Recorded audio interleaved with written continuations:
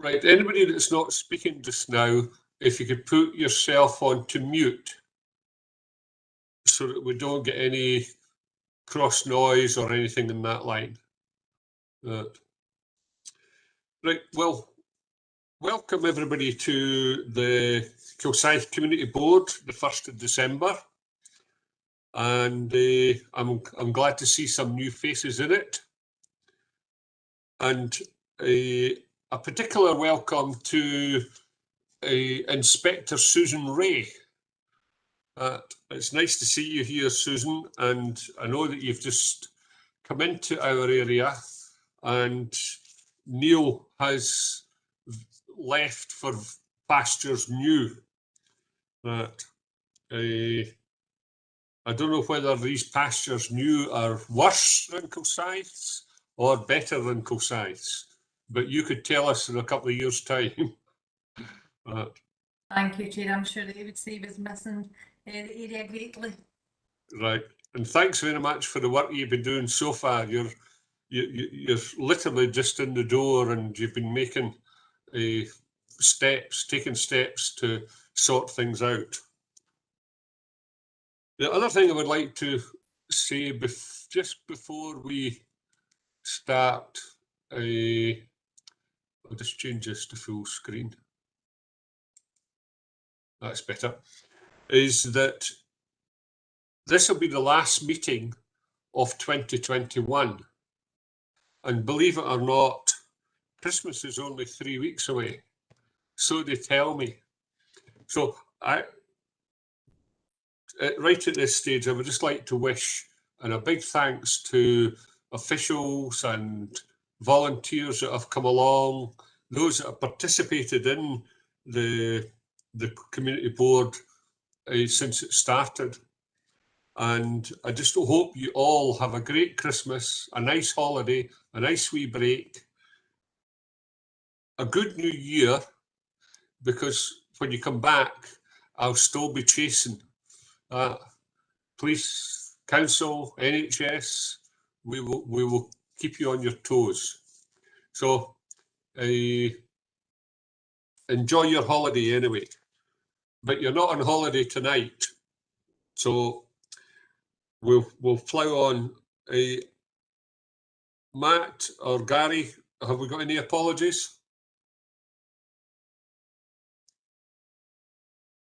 Yes, Chair, we've got a few apologies. Grant McLean from Van El, Susan Drummond and Case, the Provost, Councillor Jones, Lorraine Brown, David Maguire. I'm not sure if David's on the call. He might not make it along. Councillor Kerr, Caroline Richardson, Margaret Kelly and Lizanne McMurrock. Grant, thanks very much, Gary. Sorry, Chair, I'm going to add Melinda Egan to that as well. Right. Thanks. Sure. Right, item 3, minutes of previous meeting and matters arising. We're going to take item 1 first, which on that is the Kilsyth flood protection presentation by Jim Maguire, Infrastructure and Transport Manager. Right, over to you, Jim. Thanks, Chair. I'll just share my screen with everyone.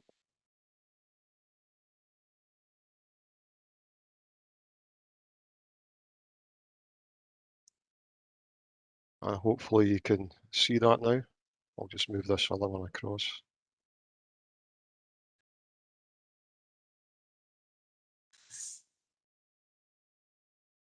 Okay, can everyone see that? Yeah? Okay. Yes. Okay, what I'll do is I'll run through the presentation, and obviously I'm happy to take any questions at the end, if that's okay. So,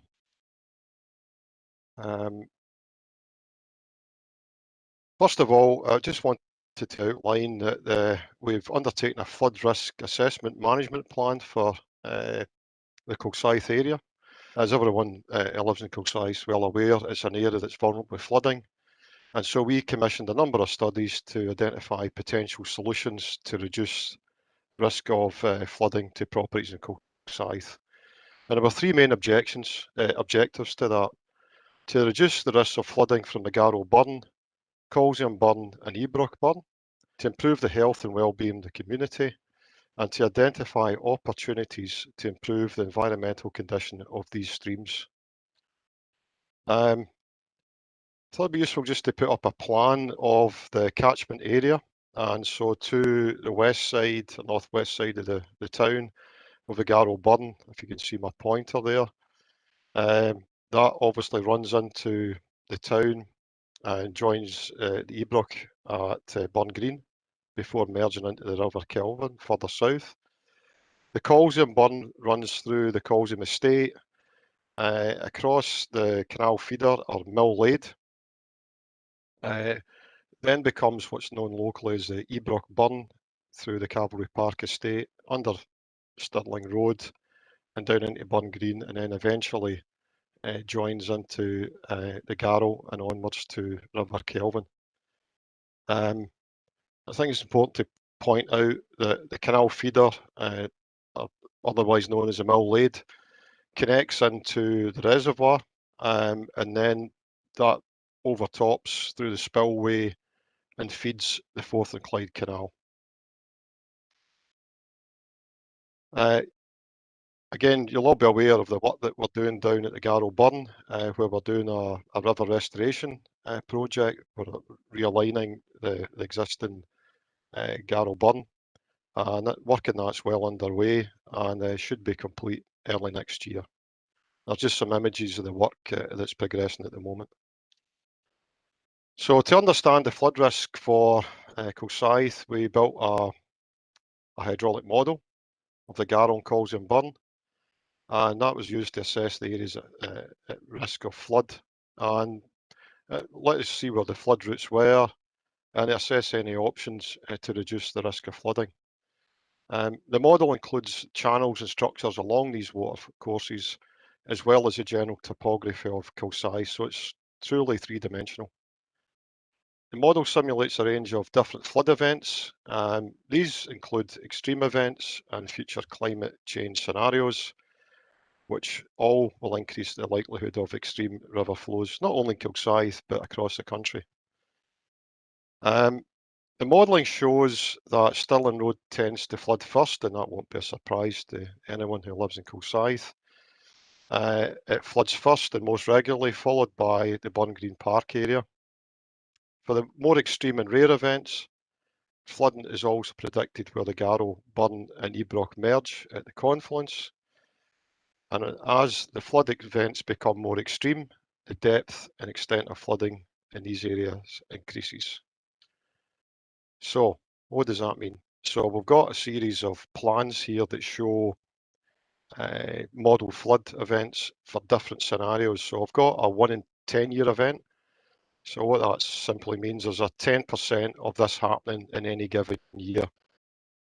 And you'll note that there's forecast flooding around the Stirling Road area and a bit of flooding round about the nursery at the Ebrook. But that's pretty much what we'd expect to see in a 1 in 10 year event, or 10% risk of it happening. When we go to a 1 in 100 year event, or a 1% chance of a flood event, you'll see that there's more extensive flooding in Stirling Road area. It overspills into Cavalry Park, and there's more flooding along the Ebrook Burn just before it hits Burn Green. What I should have said is that there's a colour code. It might be difficult to see these kind of minor variations as we go, but the flood depths in here start about 100 millimetres, going right through to a metre. And you'll see that for a 1 in 100 year event, most of the flood water's between 100 millimetres and half a metre, so about between maybe 6 inches and about 2 feet, something like that. Moving on, we've looked at a 1 in 200 year event, so that's a 0.5% happening in any given year. And you'll just simply see again that there's more extensive flooding along Stirling Road, Cavalry Park and Ebrook, but also we're now getting flooding happening in Burn Green Park area. The final scenario we looked at is really a kind of almost doomsday scenario, which is we look at a 1 in 200 year flood, and we add on 44% for climate change. So this is really taking a really pessimistic view of what could happen, but this is what we do now to assess developments. So we're showing this for completeness. I would stress that the chances of this happening are extremely remote, but it's not to say that it couldn't happen at some point in the future. So what we're really showing is a really worst case scenario in which I guess much of Burn Green area would be underwater, along with a significant part of the Cavalry Park estate. So that's the base that we looked at in a range of different scenarios for flooding. So we looked at over 30 options to help mitigate that flooding.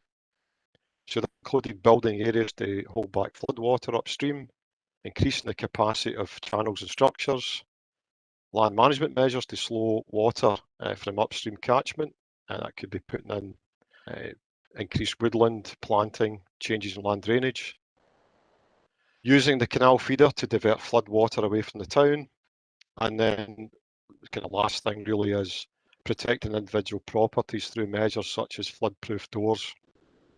So the important thing when we were looking at all these options was, are they feasible? In other words, is it practical, and is the technology well proven? Benefit, how much will it reduce the risk of flooding? Is it adaptable?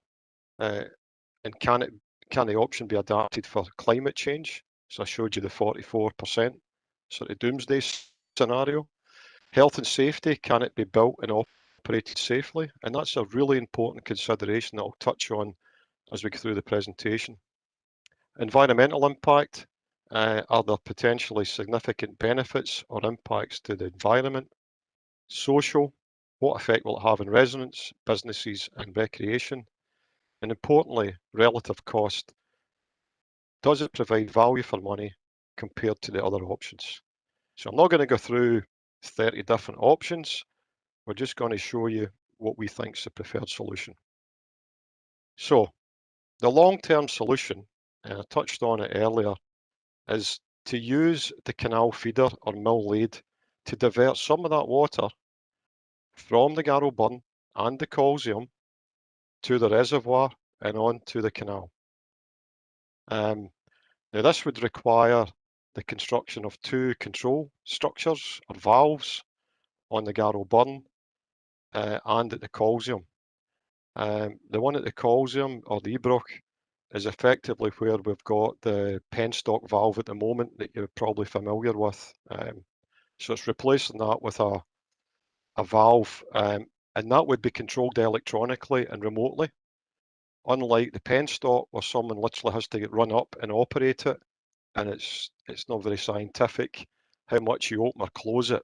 So this will precisely control the flow of water from the Garrow Burn and the Kilsyth along to the reservoir and onwards to the canal. Now it's important that I'll put a figure up there of 6 cubic meters of water per second that can be diverted to the reservoir. And that's really important because that's the maximum that the reservoir can accept to allow it to operate safely.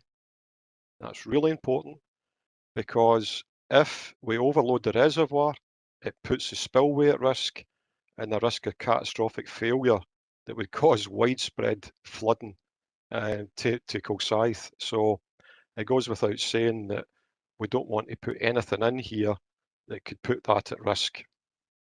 So that's the maximum that we can divert without it potentially compromising the reservoir.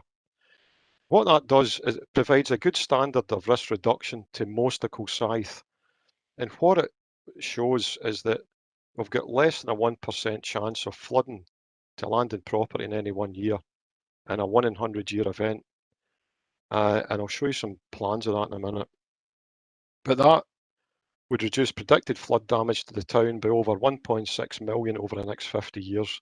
That's a kind of really rough assessment of how much benefit we would get by putting in these two control valves and taking the water away. And you may be aware that the first smart canal in Scotland opened recently in Glasgow, in the north side of Glasgow. It was opened during the COP26 event, and that is the first one that Scottish Water have actually implemented in the country. And it's the same sort of thing. The canal's been used to deal with surface water to prevent flooding. And if this one goes ahead, this would be the next one off the block, so to speak. So using the canal to help mitigate flooding in our communities. So what does that look like? So on the map here, the first thing that's apparent is that if you remember in the 1 in 10 year event, we had some minor flooding. But for a 1 in 10 year event, we have no flooding at all with this in place. Absolutely none. So that's a good outcome. We go to a 1 in 100 year event. Again, we have no flooding. We've got some minor outspills into areas out with the channel of the watercourses, but crucially, they're not affecting property. So that's a huge improvement. So we get a 1%, less than about 1% chance of properties being flooded. So I have to stress that that's an improvement for the current situation where some of these properties have been flooded, are subject to water ingress in a 1 in 10 year event.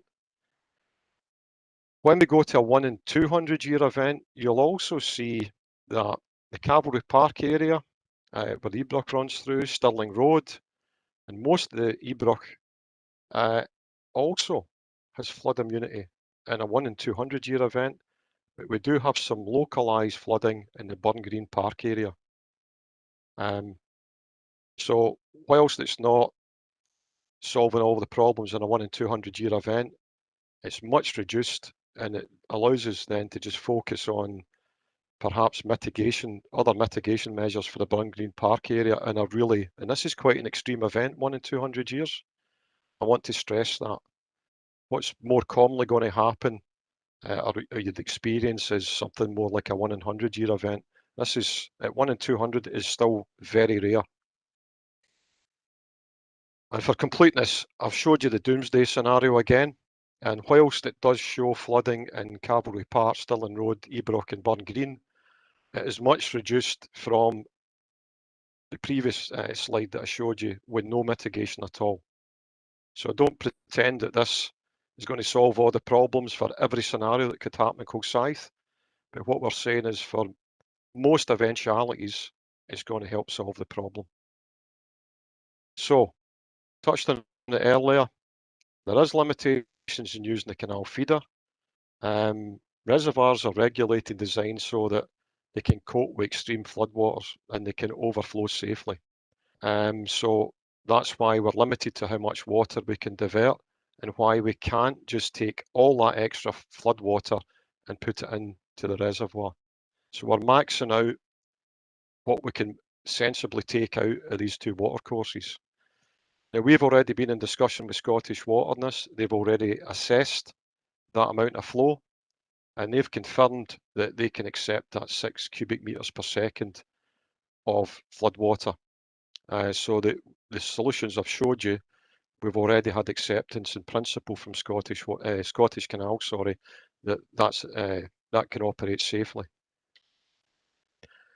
That's the long term. I wanted to jump to short term just quickly. You'll be aware that during the last year, we've done some work in the Garrow Burn, and we've cleared 500 tonnes of silt from the Garrow Burn alone up to the confluence, from the confluence up to Stirling Road.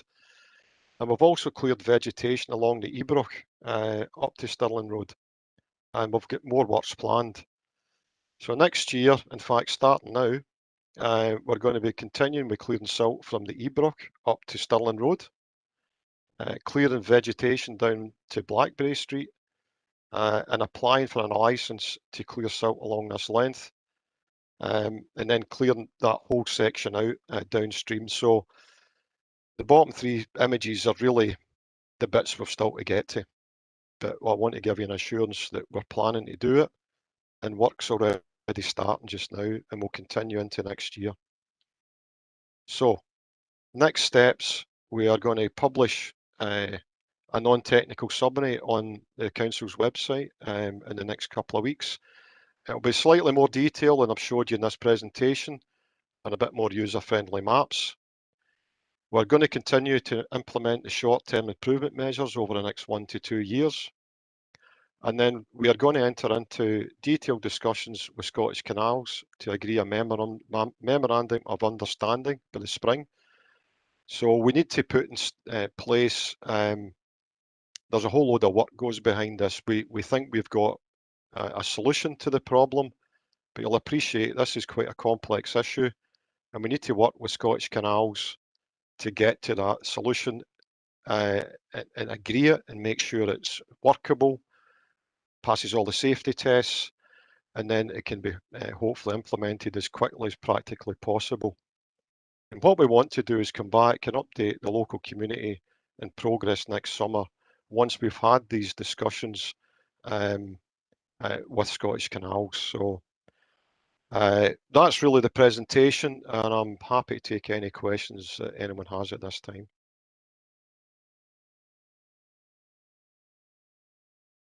Yeah, if I could have just raise a few points and some questions. My partner is here as well on a separate call at Spiela, so Spiela, feel free to jump in any point. After this event happened last August, we actually nearly got flooded again a week later, and actually tried to follow where the water was coming from, and that was actually coming from, there's basically sheds behind the houses opposite us on One Maribra Road.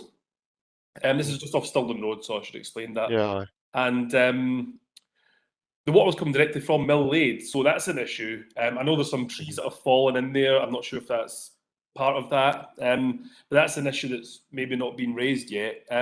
Second one was, we basically just got moved back into our house about 2 or 3 weeks ago, because as our house didn't flood, the floodwaters came in through the whole Solemn, contaminated them, destroyed the flora for conservatory. So we only got in about 3 or 4 weeks ago, and the day we were moving in, the tiler was just finishing the redoing the conservatory, and the street started flooding again.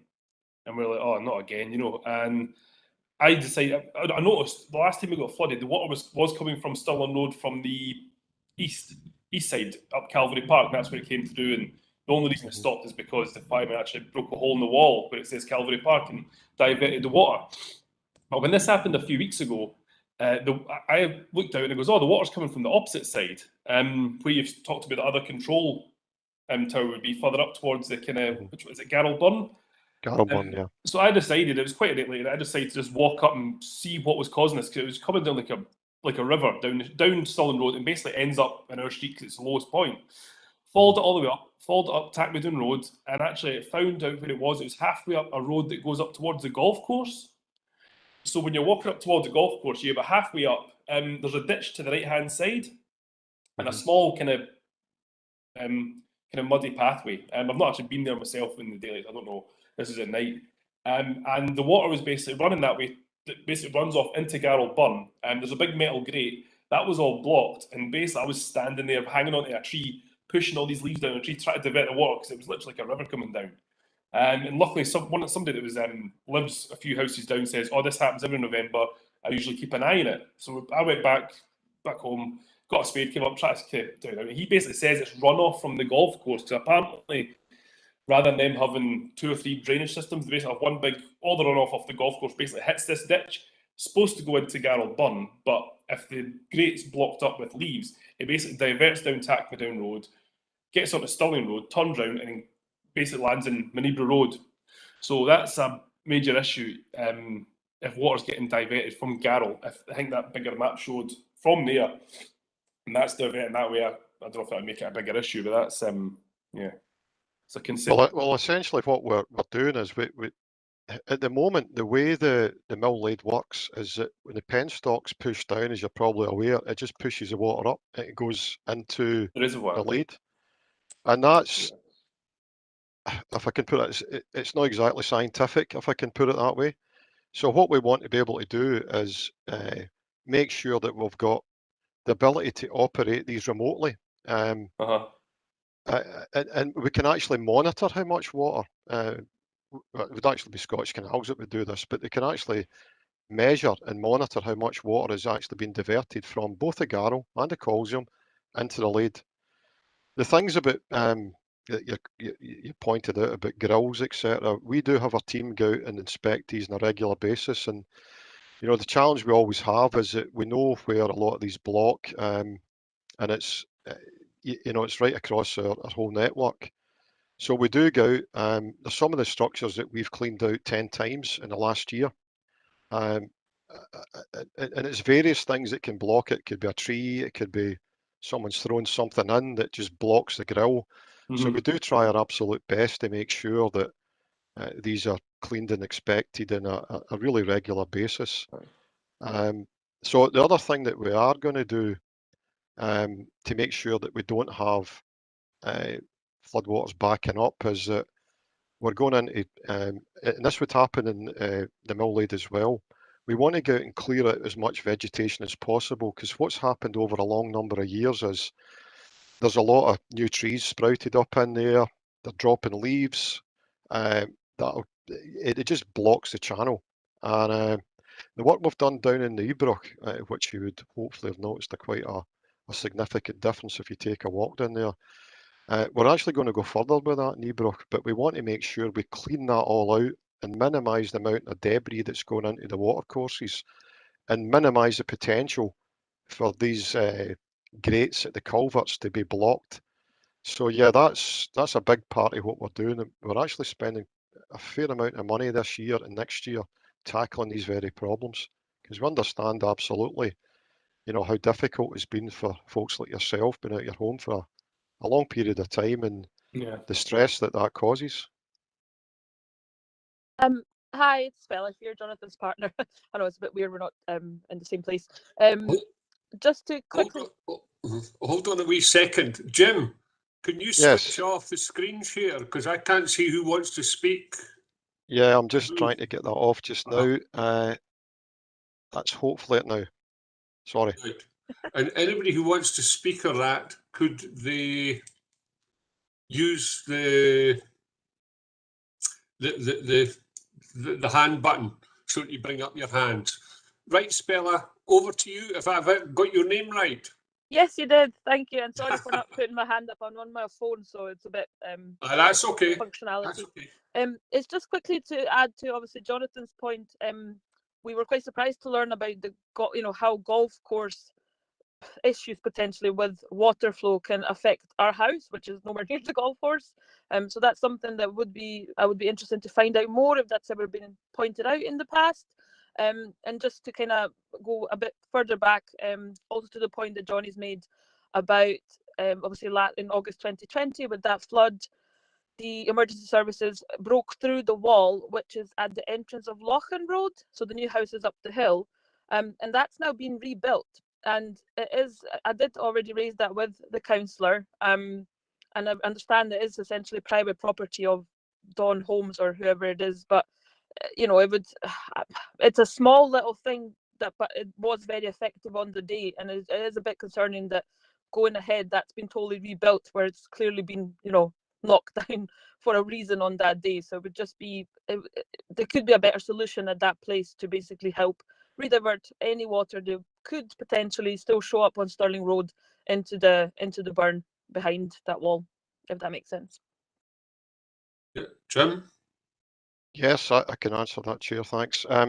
So the first thing is we'll look into what's happened at the golf club. I'm certainly not aware of any issues, but we'll look into that. In terms of Dawn Homes development, I've personally been up there with a water management team.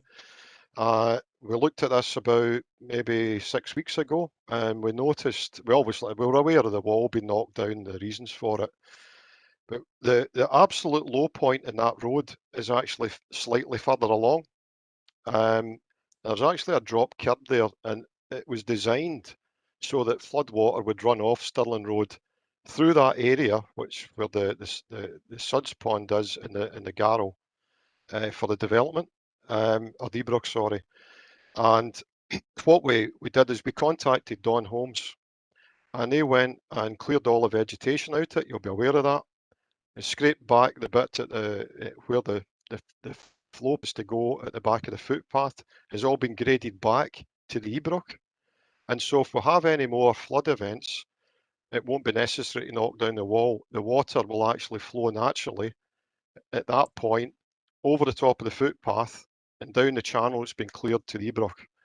That's a situation that's come about through a number of years with just vegetation growing up in that area. So that should prevent the need for the wall to be knocked down again.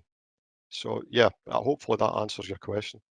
No, it does, obviously, and I do trust what you're saying. You can just imagine that on that day the lowest point was really our street. It was the end of Manibra Road, and therefore our house, because it's the first one in the road. So you can imagine our concern and shock at the time. So, but it makes sense, obviously, what you said. Thank you. And I can actually just further add to that. I suppose the question is, why did the fire service knock the wall down? Because it was actually easier than taking all the vegetation away. That's a simple answer. Yeah. Okay. So hopefully that answers that one. Jonathan? Yeah, just what I was going to ask on, and apologies if you'd already mentioned this, but this plan for these two kind of control towers seems really good. Do you have a time scale on that? Right. So one of the things that I didn't touch on actually, or expand on, is that these the canal feeder is actually a Scottish Canals asset, and what we want to do is enter into a discussion or agreement with Scottish Canals on how we can take this project forward. So these control valves would be maintained and operated by Scottish Canals, as would the canal feeder. But what we want to do is work in partnership with them to take this project forward. So we're at early stages. We've got an agreement in principle. We think this is a good, viable scheme. And we're about to commence those detailed discussions. What we're doing, obviously, today is just letting the local community know ahead of really anyone else that what we think is the solution and how we want to move forward. But we do need to have Scottish Canals on board for this because it's their asset. All I will say is that they are very receptive to it. It's worth you looking up the Smart Canal that was recently opened in the north of Glasgow. That drains an area to the Kelvin. And they're really keen to expand that kind of principle of Smart Canals. So I think everything's pointing towards it being a viable scheme, but what I can't say today is how long it will take, because it's not entirely in our gift. We do need to work with Scottish Canals on this. Okay.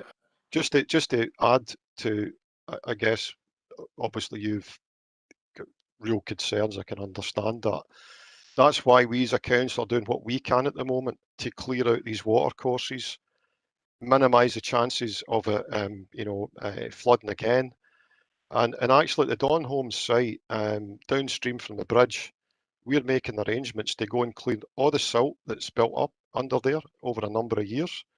And we're going to go further and clean out more of the trees. And if anyone's been down that the sort of park area, you'll know there's a big tree falling over.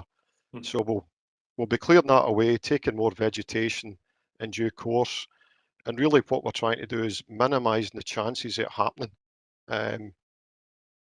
We're really talking about a 1 in 100-year event before we have something that's really bad. And we'll separately look into that issue with the golf course, because it's not something I was aware of. Yeah, that's what I thought I'd bring it up just in case. Because we've lived there for 3 years and I had no idea until 2 weeks ago that was even something that was happening. Apparently, everything that ever happens with leaves, apparently. So you should see a fair bit of activity run about the Donholm site in the next wee while, because we're going in there and clearing that out. Right. Alan Stevenson.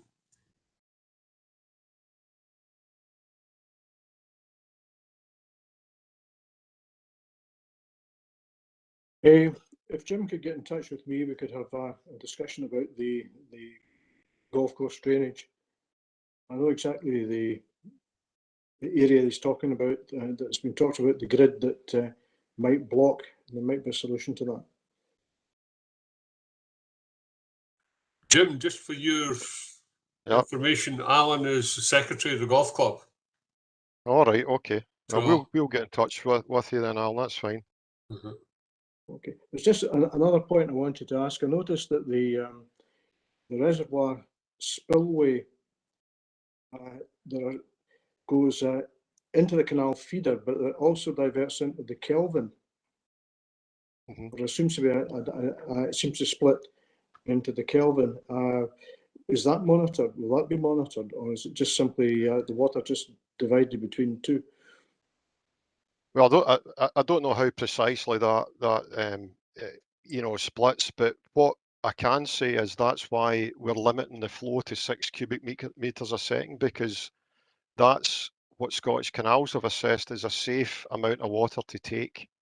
I mean, in more recent times, obviously the reservoir's been almost empty. In fact, even 2 months ago, you could almost have walked across it. Obviously, that's changing by the day, but yeah, look, we'll be taking sort of advice from Scottish Canals and those. I wouldn't pretend to know exactly what the issue is there because it's their asset, but it's certainly something that we'll be discussing with them in quite a bit of detail. Right, thanks, Jim. Any other questions of Jim? Janet? Yeah, Jim, I might have missed it, but could you just give an indication of what the costs are for this project and who's paying if some of it is at the behest of Scottish Canals? Yeah, well, I guess what I was outlining is that we're at the very start of this process, so I don't want to put out figures that I would just be guessing. So it's not it wouldn't be in the tens of millions if I can put it that way, but I don't want to put a figure out there because there's a bit of work to be done to understand what works are needed in the canal feeder and how these valves would be installed, because you're working on a live water course, and to put these things in place we need to divert the water away while the work's done and then effectively turn the flow back on. So that all forms part of the cost, and we're just simply not at that stage. What I'd say is that we're quite confident that this is in principle quite a simple solution, and it's not something that's going to cost tens of millions of pounds that would just be at risk of not getting funded. But really, what I'd give you an assurance is that we're going to work in partnership with Scottish Canals to try and get this one over the line as quickly as possible. We will be tied to a number of things like statutory requirements. And when we're dealing with things like reservoirs and water courses, it's not something we turn around a design in a few weeks and we go and start building it. But I equally don't want to put a time frame on it until we've had a chance to discuss in a lot of detail with Scottish Canals.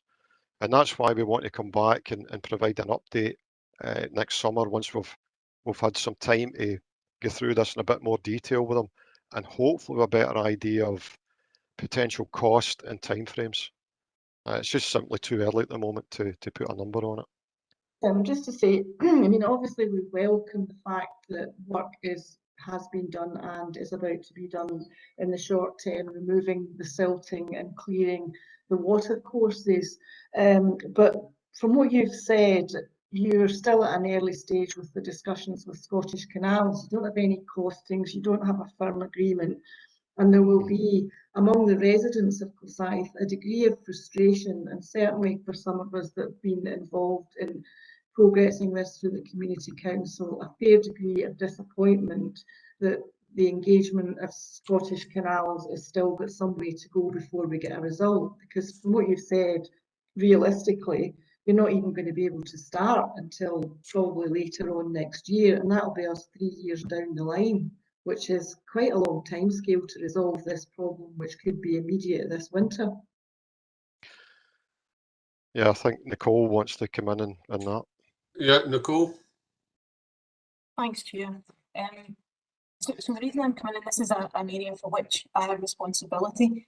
So Jim sits in one of the teams that I'm responsible for. And I suppose what I wanted to say is we are acutely aware, particularly for individuals like Jonathan, Spela, who have been directly affected by this, that of course any time that it takes to come to a solution is too long. It's quite simply too long. We totally understand that.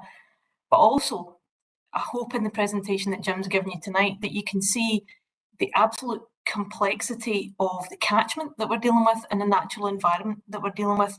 And from the modelling that you also see, you know, the degree of uncertainty which is built into the modelling that we're trying to deal with.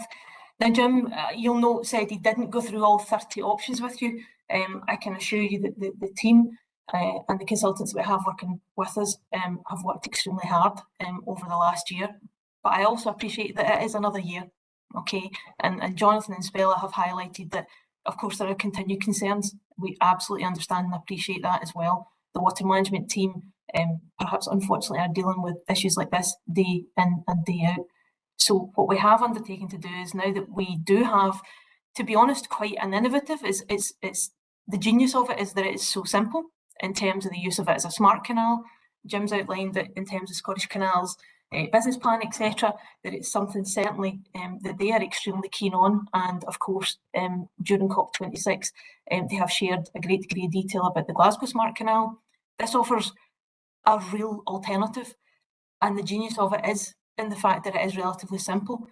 What I would say is that the alternatives of the other 29 schemes, all of them, almost without exception, involve significant design, significant engineering works, significant potential visual detriment to areas of the town as well, okay? And those would take significant time to work through as well. I don't want to leave tonight that you think that we've sat on our hands for the last year, because it's been far from the truth. There's been significant work underway to make sure that we can get to this point. And I understand the frustration. There's a way still to go, but we have a very positive way forward. We have something which will, we believe, as you've seen in terms of the modelling, relieve any flooding in the up to 1 in 200 floods, and that we will work as fast as we possibly can with our partners in Scottish Canals to bring this to fruition. Okay, so I don't want to say we don't understand the frustration. We absolutely do, but we are also working as fast as we possibly can to get the right solution in place that not only will protect Kilsyth for the next few years, but actually will protect it for a good number of years into the future. Hence the point of looking at the 1 in 200 plus 44% for climate change. So, you know, appreciate the disappointment, but I hope that you can see the progress that has been made, and indeed the commitment of officers as well to see this all the way through and bring a solution to fruition just as soon as humanly possible. Jonathan, you've got your hand up. Yeah, just a quick question for Jim. I just had a thought there about how you're saying obviously there's a limit in Scottish Canals of recommended, which is 6 cubic metres per second, I think it was. Obviously with the extreme events of rain, I was just wondering that also if that was over that amount coming down off the hills, would there be any scope of diverting it to either of the quarries? I know one of them is basically not disused, but it's now been infilled. I don't know if there's been any thoughts about trying to use them as a resource, or if it was over 6 cubic metres a second. Or, I don't know. Yeah, I guess the thing is it's all about land ownership, controlling it, and then what issues that causes, because sometimes you know, it can cause other issues. I would pretend to know the detail. Something that we would contemplate. I think really the good thing about this solution is, we've mentioned a couple of times now, it is simple, but it gives us absolute control of the flows. It also means that we just don't keep sending 6 cubic metres a second to the canal feeder and on to the reservoir, because it's actually important that we get flows through the Garrow, Burn and Ebro, because we've actually had the opposite problem fairly recently. There wasn't enough water in these watercourses at the start of last year when it was really dry conditions. So it's important that we can divert to 6 cubic metres a second, but we don't want something that just diverts you know, the same amount of water for a whole year.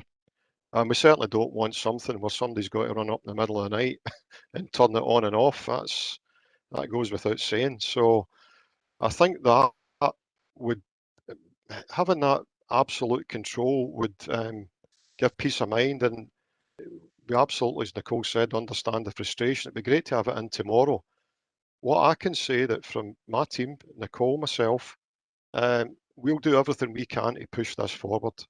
It's high on our list of priorities, and I can give you that kind of assurance that we'll be putting everything we can in to get this over the line. Thanks, Jim. Thanks, Jonathan. Alan? Yeah, the Beltmoss Quarry idea wouldn't work.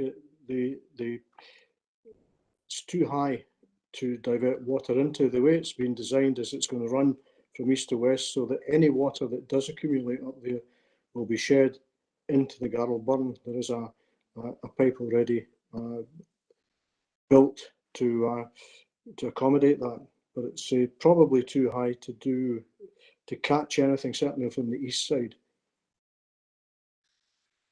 Thanks, Alan. Has anybody got any other questions? I want to draw this discussion to a close, and I think what we'll do is, when Jim is ready, at some point next year, early next year, that we'll have a special board meeting that will only deal with this flooding report and the discussions that have taken place with Scottish Canals, etc. Yes, and sort of my past background in dealing with flooding and flood prevention schemes is such that this is a big project, that cleaning out the mill lade is a major project in its own right. To get 6 cubic meters per second to go down that lade path without causing flooding into all the houses that are at a much lower level.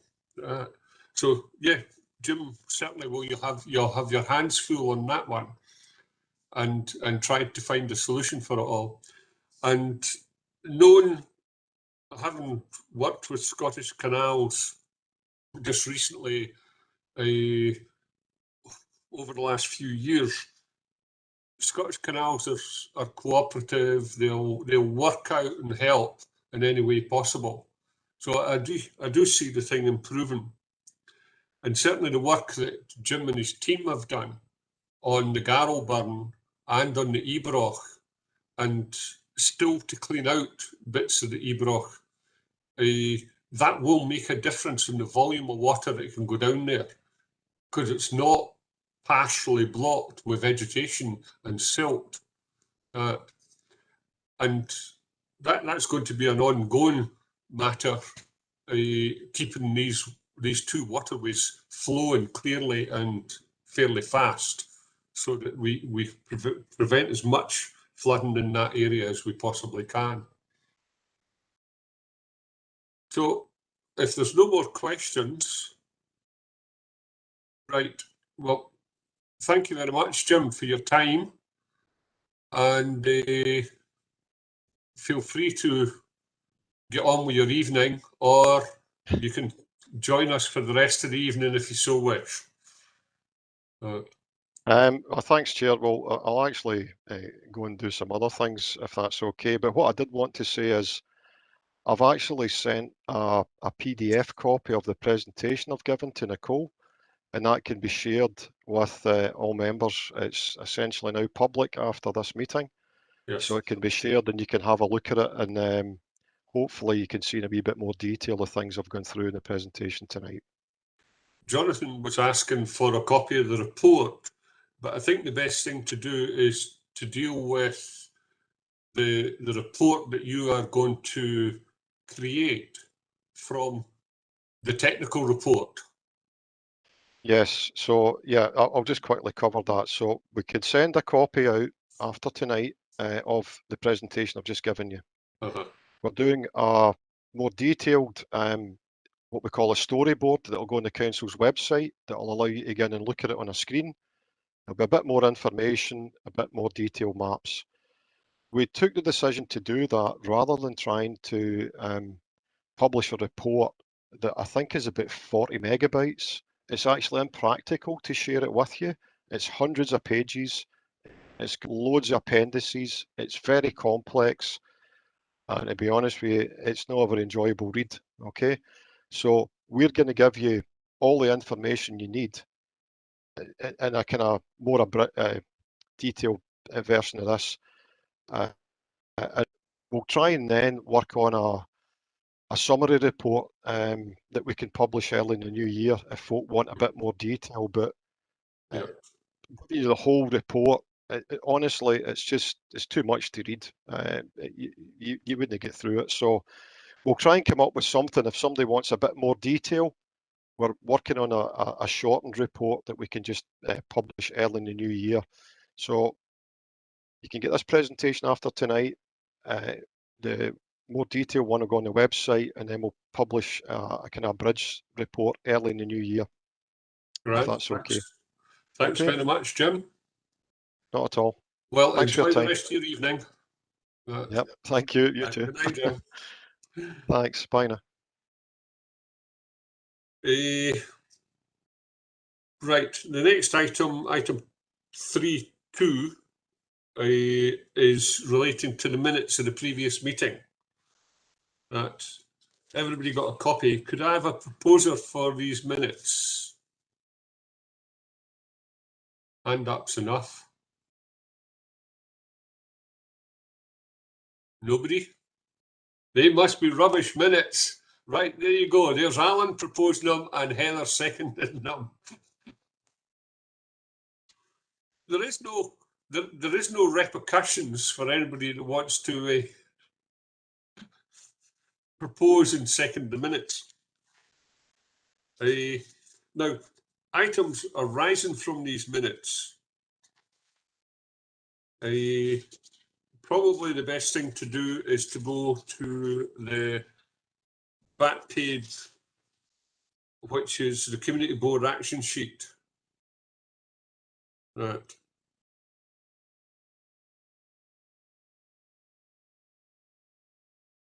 Right, no, I'll stick to the minutes because I've got it all written out here.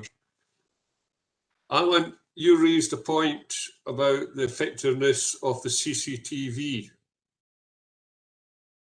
system and how it can be measured. Gary, have you got information, or Matt? Did you resolve that one?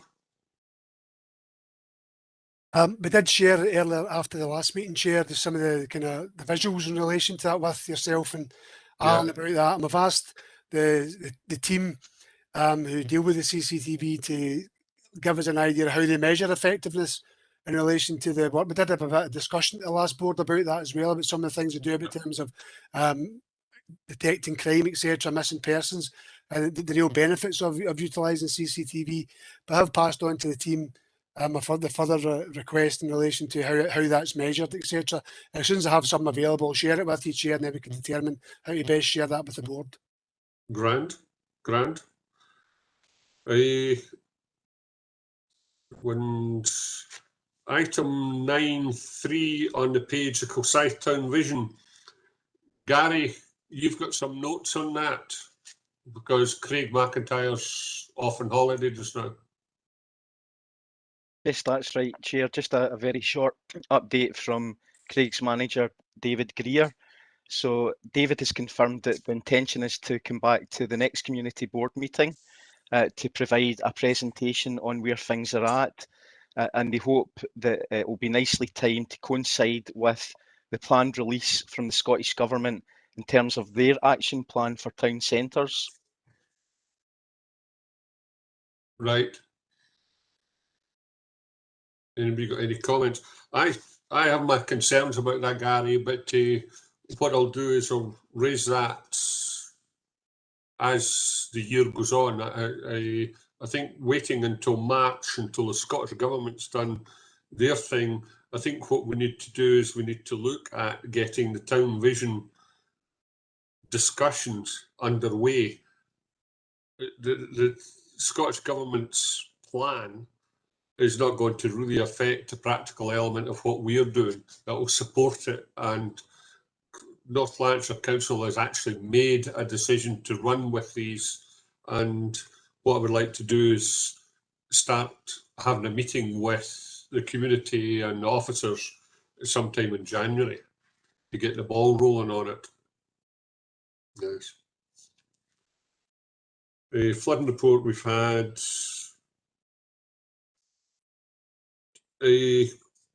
Councillor Brannon McVeigh, have you got any idea on the Cat's Close, that item? You said that there was work is in progress and an action plan is being prepared. Yeah, to match the railings, etc. Yeah, at the moment it's about fabrication and matching the materials to allow that to happen. So very much in progress, and it's just about when those things become available. I will pursue more specific dates, and when I have them, I will share them with the board. Right. Thank you very much.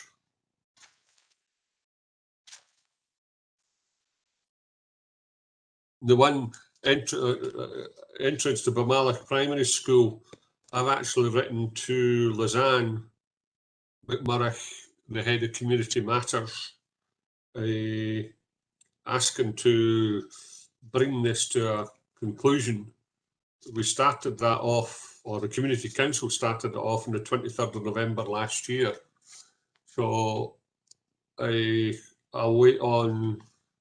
Oh, right, Matt, you had your hand up there. Yeah, thanks, Chair. You should receive a response on that fairly soon, Chair. That work is due to start within about next week or so that should be sorted. It's meant to happen at the October week break, but the contractor couldn't get in at that particular time, so it's meant to be taking place over the next week. Right, that's grand. Thanks very much, Matt. So you should get a response from Lisanne on that over the next day or so. Grand. Yep. Alan, you had mentioned the data on the brown bin usage, and Colin had sent you information just after the last meeting, and you sent me a copy the other day there. Are you quite happy with the information you got? Yes, there's in the time period that we had data for something like 15,000 tonnes of material had been collected, and I think that, which is quite a lot. So I presume that it finds a good home once it's been suitably composted. I think Colin had mentioned that it might go out to farms, etc. Is that the case? Yes.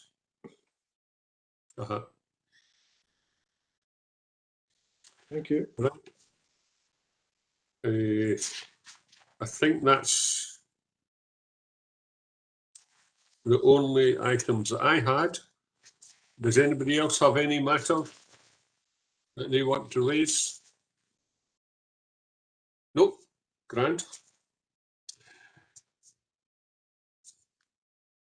Right, item 4, Chair of Community Board arrangements. I have nothing specific there, but one thing that I would like to highlight, if we can, is for everybody to try and get as many people or community groups, individuals can come along to this meeting as well. So didn't I just have to be a community group like Jonathan and his partner there, Selpa? They can come along and participate in the meeting, and if we can circulate details of the meeting to any groups that you're involved with or you know of, can you broadcast that and encourage people to come along? Item 5, Community Matters. A short presentation by the Friends of Kilsyth. Helen, are you with us? Just about. That's me, Bill. Yeah. Over to you. Thank you. Hi, my name's Helen Anderson, and I'm the chair of Friends of Kilsyth. We started the group up in June. It was either June or July. We were formerly Kilsyth Villages Community Assistance during COVID. And that time during COVID, it was mostly about food poverty, food packs, helping people, obviously, that were on furlough and everything. As the old, we dissolved the old group and we went in a different direction. We went in more in a direction of community inclusion, because there's so many people had been isolated during COVID, and there's still so many people frightened to go out just now. Sorry, I've just forgot something. And one of my board members is on tonight as well, Lynn Rogers. So if I forget something, Lynn, just jump in. We've organised various events. We had the pipe band at the bandstand a few weeks ago. We had the St Andrew's Day tea dance on Saturday. The feedback has been really, really great. Not so much for the younger ones, but from the older people who have said to us on a Saturday, they never done anything on a Saturday, all they done was sitting in the house. We are looking forward to we have got more coming up. We do have, over the last I spoke to Bill about this today, over the last 6 weeks, although we're not we weren't going to give food packs out, and I don't mean this in a bad way, but over the last 6 weeks, the need for food, the people that have come for us, for food, gas and electric, has really soared. And one thing we won't do, although we're a social inclusion group, we will not send them away with nothing. And it seems to be getting, I said, it's escalating over the last few weeks. People, there is the pantry in Kilsyth and Croy, and there's also the food bank. The last thing we want to do is step in anybody's toes. But to go to the food bank, you have to go to the welfare fund, which could take up to 3 days. And if you're without food for 3 days, people are coming to us because we give them the food straight away. This is something I would like to leave to the pantry, both pantries and the food bank, for them to have more experience in that area, and for us to carry on as a community inclusion group. There will be other groups set up. We have pantomimes for the children coming up. We have Burn Supper coming up. It's more into inclusion groups rather than giving out food packs. I don't know if you want to put in, Lynn. I don't know if you can hear me. No, she's not there. So that's really... Right. Thanks very much, Helen. That was quite enlightening in what you're doing, and obviously it's filling a niche in the community, and you're regarding your tea dances. I really can't see the teenagers popping along a tea dance. It'd be nice if they did, but and I'm too young for a tea dance. But it's very good, and your element on the food banks and what the food banks do in that is 100% correct. And I had a discussion with a Rotarian, because I'm in the Rotary, the other day there, and we were talking about food for Christmas. And the important thing is that you can give somebody that needs food a turkey and potatoes and all the rest of it, but if they don't have any money for the gas or the electric, then they can't cook it. So there has to be a solution for that. And hopefully in one of the next reports, we'll start developing how we're going to deal with that in the community. Well, this year, Bill, we did it last year, but this year we're doing Christmas dinners and New Year's dinners. The dinners will be cooked, and obviously they'll be packed properly, and they'll be dropped off the day before Christmas Eve and New Year's. Sorry, and everybody they could just heat them up. If they can't go in the microwave, or they could go in an oven, but they will be cooked. Very good. Right. Thank you very much, Helen. Thank you. Congratulations to you and your team for all that you're doing.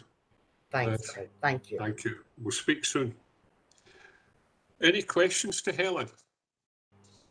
Heather. Thanks very much, Bill. I have to say, Helen, I thought you had your light under a bushel there a wee bit, because you've done some really wonderful things in the community. And I think the whole bit about social isolation and combating that and encouraging people to step outside their own front door or not by doing the online activities that you have is genuinely wonderful. It's like the innovations going around, being at the local play parks at times when children are about, and giving them and having your play snacks available, the packed lunches and things like that. That's just amazing, because there aren't children necessarily taking up the Club 365 initiative as we would like, and the numbers that they should be in this community. So that outreach, taking it to the children in the play areas and their parents there, is so important, and I thank you for your efforts, you and volunteers and your supporters, for doing that. Spanish cookery online courses, you know, you're doing so much, and I know you've got so many ideas, and your thing is you've got a band of volunteers and you're reaching out for more. So if anybody's looking for interesting volunteering opportunities, Helen and Friends of Kilsyth will be surely happy to have a chat to you about it, and just lang me your lumreek. You're doing a great job, and as you say, you're not wanting to step MD's toes. You're wanting to make sure that, you know, folk who are doing really good stuff in their area, let them do it. You find the cracks where people are falling through and you're helping them. So thanks for doing that, and keep up the good work. Thanks, Heather. Thank you. Thank you, Heather and Helen. Right, if we could move on then to item 6, General Community, Community Champion Head of Service. Nicole, have you got your Boudica outfit on? Fire away. It did cause me to laugh, so no, I haven't come in fancy dress tonight, Bill. And I will keep it short. I'm conscious that obviously we've taken up a good bit of time on the flood report as well. And if I'm being perfectly honest, a lot of what I would have wanted to talk about is already on the agenda tonight. 2 really key areas. Obviously, one, in terms of the feedback from the board's budget listening event that we held last month. The team will give an update on that. Extremely important, of course, that the views of the community and this board in particular are taken into account when the council makes its budget decisions early next year. So we'll hear the overview of that, and then perhaps even more importantly, the second item, again on the agenda that I wanted to talk about, was just the LOIP. It's hugely important. We've already touched on it in a number of areas tonight in terms of how we move forward as a board. It will be very much the focus of the work that we undertake as a board going forward. Tonight we're going to see the latest iteration of that, the fact that it sets out the short, medium and long-term options that will become very much our focus, and quite right, on the community priorities, which will reflect the programme of work and the plan for North Lanarkshire as well. So I'm very much looking forward to the next steps that we, obviously the community and our partners, can take forward in delivering the priorities of this board. Bill, I'll leave it there. I did promise to be short and sweet. Grand, thanks. Thank you very much, Nicole. Right. 7, item 2, Local Development Programme, LDP. Matt, you're going to speak to that? Yep. I think it's the board development sessions first, Chair. Oh, sorry, yes, board development sessions, yes. Sure, thanks. If I can very... So taken by Nicole in her presentation there, it knocked me for sex. If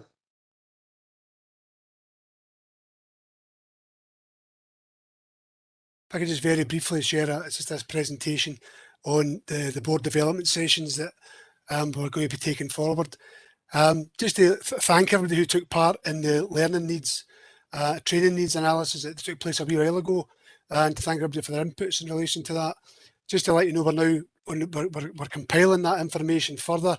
A development hub is being prepared by our talent and organisational development team, and information is going to be produced over the next few weeks to give more information in relation to that.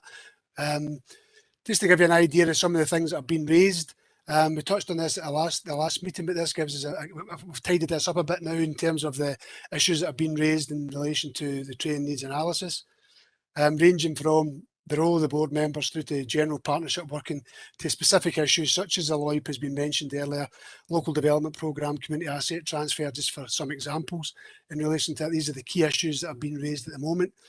This is going to be an online resource that's developed initially, and you can see there that this is how it's going to kind of look on screen when people get access to this. We'll be able to give out, anybody's interested, we'll give out passwords and joining instructions, etc. This information will also be made available in other formats, so that people who want it in paper copies, etc., and other formats, we can look to develop that and get that, make sure that people have the right presented in the correct way that suits their training and learning requirements. So that's going to be the way we take that forward. These are going to be like tiles on screen. You would click the tile and behind that will be resources to support that particular area of work. So that's how things are going to look in terms of the board development. So what's the next stage to that? So there's work ongoing at the moment that will continue into the new year. There will be testing of the development hub before it's actually launched and go online. And if there's anybody interested in the board tonight, or you think somebody else might be interested in this, who to become a tester for this, once this is up and running to the extent we can test it, we're looking for people to participate in that testing as part of a group. We'll do it through the digital working group that's there at the moment, but also any additional interest, we're more than happy to get people on board as far as the testing is concerned. And then from there, we're looking to have a formal launch of the hub, the development hub online and beyond around about April of next year, Chair. So that's the update on the board development sessions. Thank you very much, Matt. Is there any questions to Matt regarding that presentation? I look forward to seeing that, and I will certainly participate in it, Matt, as required. Okay.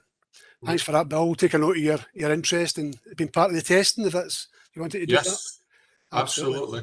Absolutely, we'll get you in for that. Yeah.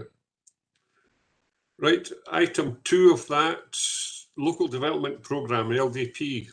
Right, this time I got it right, Matt. Thank you. Thanks again, Bill. This report is just to update the community board on the LDP going forward. You'll be aware, and so you might be able to see some of the work already started in relation to the provision of the CCTV in Kilsyth. The work has started to develop that in the area as part of the projects that are going forward just now.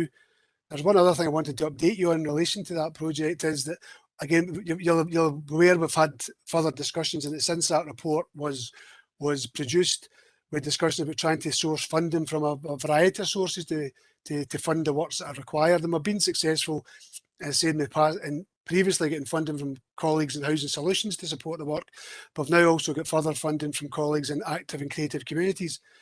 So there's further that allows us then to free up some of the budget from LDP back into other uses within Kilsyth. So something else we can consider for other projects that might be want to be taken forward within the Kilsyth area in this financial year. So that's a positive outcome from that. We'd see in terms of the additional funding that's came in. That report also, just the last part of the report, highlights the consultation process that we undertake. And it's just the appendix just shows one of the letters that we use if we're doing a project in an area. We'll write to those potentially affected by that. And we've tried to modernise that this year by putting on QR codes, etc., in relation for people to access the materials. We're all getting more used to using QR codes for other reasons now, and it's just something we've kind of tapped into that a wee bit now and started to use that, and that's been quite successful in using that in projects where we're doing consultations.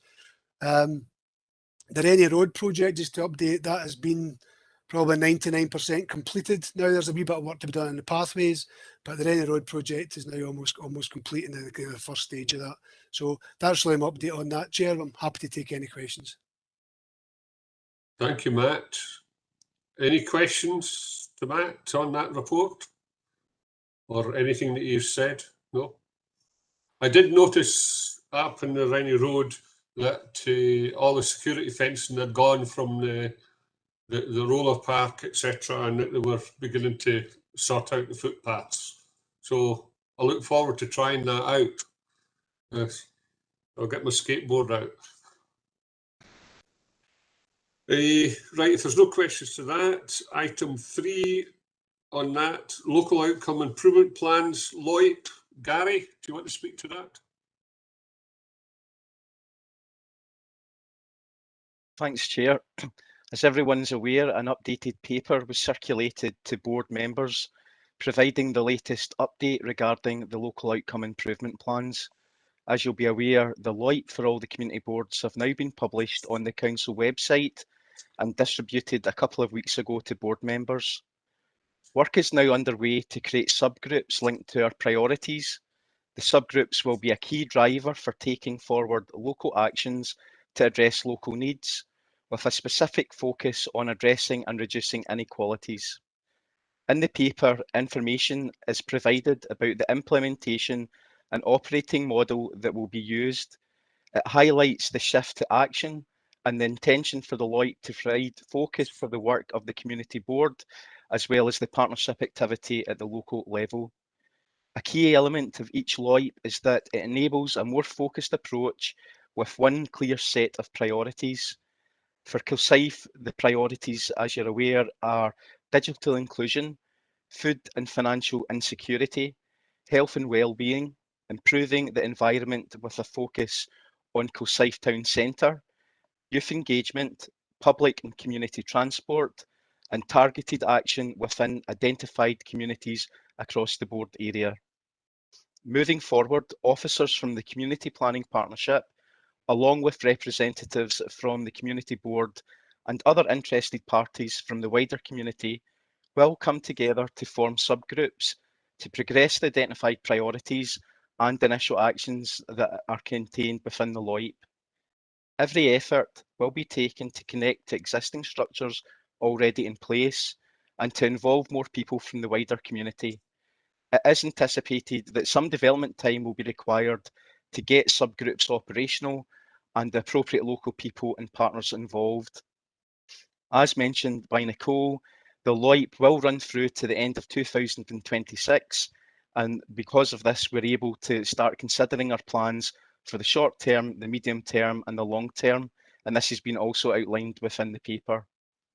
The paper reinforces the importance of ensuring a focus on inequalities and the need for targeted approaches and interventions. The exact plans for each priority will be determined by those involved in the subgroups, supported by the Community Board and officers from the Community Planning Partnership. When looking at all the LOIPs and all the information gathered from the various engagement processes, it's become evident that there's a number of cross-cutting themes, and these won't be of any surprise to you. They include tackling poverty, digital inclusion, mental health and well-being, and young people. The paper provides some initial commentary on these. Also included in the paper is a section on how we intend to measure progress. This will include progress on key local updates coming to each board meeting, 6 monthly tracking progress reports to the North Lanarkshire Partnership Strategic Leadership Board and the Community Empowerment Committee, an annual report produced and published in line with the requirements for the Community Empowerment Scotland Act, and a formal review every 2 years. The template that will be used from today onwards to record and report feedback to the board and other structures is contained within Appendix 2. And in Appendix 3 is an update in terms of the local work that has happened so far. It outlines the initial work to set up the subgroups and the expressions of interest that have been received. The plan is for initial meetings to be arranged in December with a follow-up in January. Following this, subgroups will create their own meeting schedule to take things forward. Lastly, it's vital that further and wider engagement and promotional activity is undertaken to promote and raise awareness of the LOIPs. It's proposed that a short life working group will be convened to develop a communication and engagement approach. This will be North Lanarkshire wide. The working group will be for all areas and will consist of officers from the North Lanarkshire's Community Partnership Team, Voluntary Action North Lanarkshire, NHS Lanarkshire Health Improvement, plus interested members from our community boards. And if you're interested in being involved in this, please add your name to the chat bar, or you can email me after the meeting. That's all for just now, and I'm happy to take any questions. Thanks, Gary. Any questions to Gary? Okay. I'm glad to hear, Gary, that we're going to have a meeting in December, even an initial meeting of each group. And the follow-up meeting in January. So are you going to call these meetings? Yes, Chair. Group? Yes, Chair, that's right. So those that have expressed an interest so far will be, I'll be making contact within the next week to get some dates in the diary. And there's still plenty of time for anyone else that wants to be involved to get in touch, and we can happily take anyone who's interested. Right. The important thing will be to try and encourage other people that's not at the meeting and in the community, make them aware and try and encourage them to take part in these subgroups. Yes. Grant, thank you very much, Gary. Budget listing event, feedback, Colin. Thank you, Chair, and good evening, everybody. Hope you can hear me fine. I just want to reiterate the points that Nicole said just earlier, and the importance of the budget listening event, and the feedback we've got. It was really worthwhile. It was a really good, positive discussion, and I think we all want to kind of thank everybody who came along. We had 15 folk in total, which was great. So we just want to kind of note the appreciation of the council in terms of that. So thank you. So the evening was more or less kind of set into four questions really. You will have already received the points from within the agenda. If you haven't, though, we can get it to you. But these points will go together with all the other elements of feedback that people across North Lanarkshire gave in relation to the budget process, which the council are going through. So I really just want to kind of reiterate a few points, not every point, because I realise we're now at 5 to 8 and we've still got a lot to go. So 4 questions really was. The first question was, what council services people value most in the community, including culture and leisure? So things I just want to kind of highlight, elderly care, welfare support, business development and tourism. All very significant points. I'm not going to labour on these or analyse any of them. I'm happy to take any questions at the end of this. What are the service delivery priorities? So what should be the kind of the strategic thinking in terms of delivery? So unsurprisingly, reducing poverty, addressing inequalities across communities, and that's one of the key priorities that came out of for the LOIPs for Kilsyth, and again, partnership working and collaboration. That was a theme across North Lanarkshire, I have to say. Views on the types of services the council could reduce or stop providing. Now, this actually was a really interesting discussion because it wasn't necessarily about, oh no, we don't like that or don't like this. It was very much about looking at where services could be developed, maybe changed or tweaked innovatively. Oh, I can't even say that, you know what I mean? In a different way to ensure it was still delivering it, but it's still having the impact, but it's not having the same financial impact. So innovative style of delivery was very much a theme across that evening. Very interesting discussion on library services, and that's exactly where I'm coming from in that kind of point, and it was about how libraries are changing, are developing. We heard about some really progressive thinking in terms of the libraries and how that's going to be moving forward, and how it can still it's still valuable to everybody within the Kilsyth County Board area. But again, a lot of the thinking around this was about how do we do things in a better way? How do we manage things in a better way? How can we improve our planning and strategic thinking and consultation? So it was a really good discussion around that. How communities can work with public services to shape and support the delivery of services that are important to local people. So obviously, you know, people get involved in services at the point of need. So communities haven't sufficiently come in to provide services locally due to maybe capacity issues, as we maybe see other services dilute. So there's a lot of work to be done, but the council's very aware of this, and we're partners within the North Lanarkshire Partnership about how do we work with communities, how can communities influence local practice, local development, local delivery. And you know, as we kind of move forward in the next few years, I'm sure there'll be a lot more innovative styles of working. Partnership working is the key theme. And maybe just the next ones here. Again, I just want to reiterate this bit. Although budgets are reducing, there are other ways where we can focus in on wider community developments through a partnership approach. Really key language there.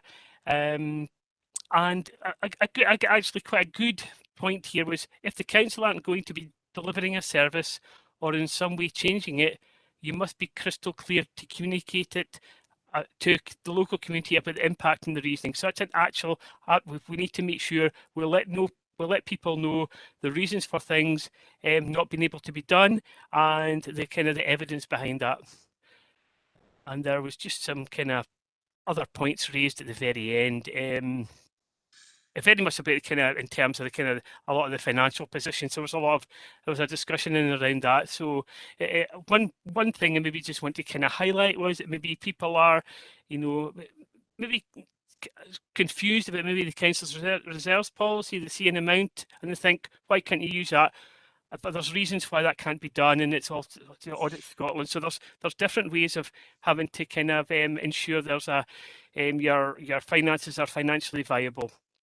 So I know that's very quick. I apologise for that, but there was a really good focused meeting and really good proactive discussion, especially around areas where we need to maybe think more innovatively and how about being clever in service provision.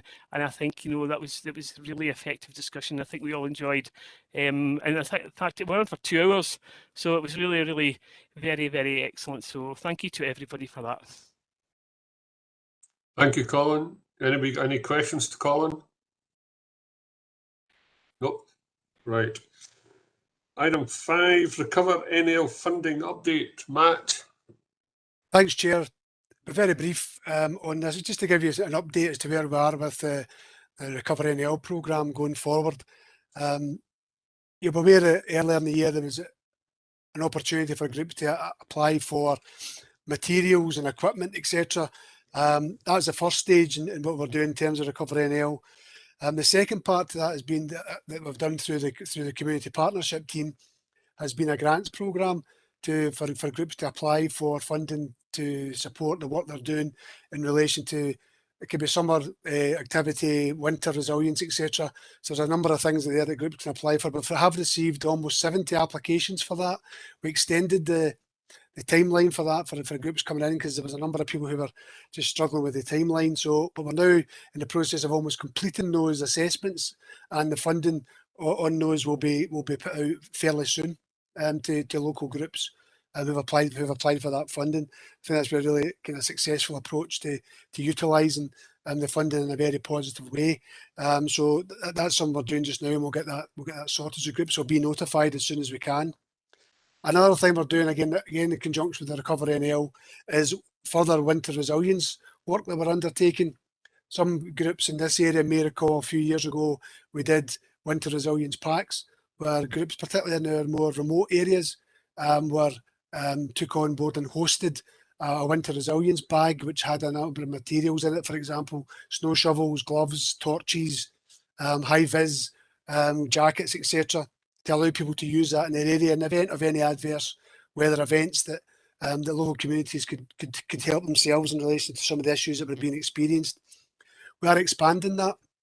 And there's been a further 19 groups have came forward willing to host winter resilience packs across North Lanarkshire. And we are in the process now that they're been ordered. Everyone's been ordered this week. We're hoping to pull that together over the next couple of weeks and have those packs issued to those areas. So all in all, we'll have around over about 35 of these packs dotted a lot across North Lanarkshire, which I think is a really good addition to their local communities for to have within their own areas these packs, which will be hosted by organisations that are accessible to the local community. So that's just the update on the Recovery NL Chair, but I'm happy to take any questions. Any questions to Matt on that? No, just one question, Matt. Are these groups likely to hear before Christmas? Is this on the payments? On yes, whether the grant's been successful or not. Yes, we're working for that to be done before Christmas, Bill. Right, grand. Thanks very much, Matt. Item 6, establish participatory budgeting. Gary. Thanks, Chair.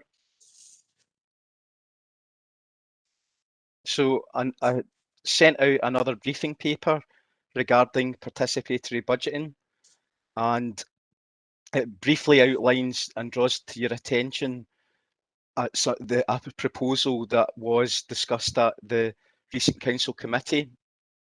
So the proposal is about the requirement to establish a short task and reference group at the local level for the LDP programme to begin with. So at this point in time, the establishment and operation for the group will be supported through the community board development sessions. So once the groups be up and running, and anyone that's interested in being involved in the PB approach or to be involved in the task and reference group, there will be an opportunity to get some development around that, and that it will be linked into the programme that Matt mentioned to you earlier. As you're aware, the participatory budgeting is about local people having a direct say in how public money is spent, and it also supports the agenda for citizenship within North Lanarkshire. It helps us build more active and stronger communities. Where appropriate and subject to available budgets being agreed by the community boards, the participatory budgeting approach is one mechanism that can be considered to prioritise and deliver projects around LDP, and will be deployed when required and suitable for local circumstances. And every board may have a different view on that.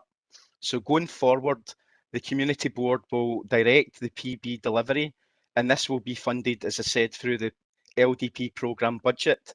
But it's important to highlight and to mention that it's not a separate funding source, and that there's no additional funding currently available for PB delivery. In the future, we hope that funding from the likes of community benefit or other sources of internal and external funding can be added into the mix. Also, I would like to highlight that the local development programme will not be fully delivered using a PB process, and normal arrangements will remain for certain types of projects, particularly those relating to community safety. This is to ensure that the LDP retains the ability to proactively target issues within communities as and when issues arise. Whilst the participatory budgeting can involve a public vote in projects, importantly, it also includes the ongoing engagement with community boards on budget allocation decisions. It's not just about voting on how the money goes, there's much more to it. As such, PB may not always be the most appropriate delivery mechanism on every occasion, and will instead become part of a suite of delivery options. Each community board will continue to make decisions on how the PB operates within their area. We're not going to come in with any fixed plans. We want to be guided by the community board on how things should proceed for Kilsyth. And this will help us to remain focused and concentrate on place-based and thematic priorities.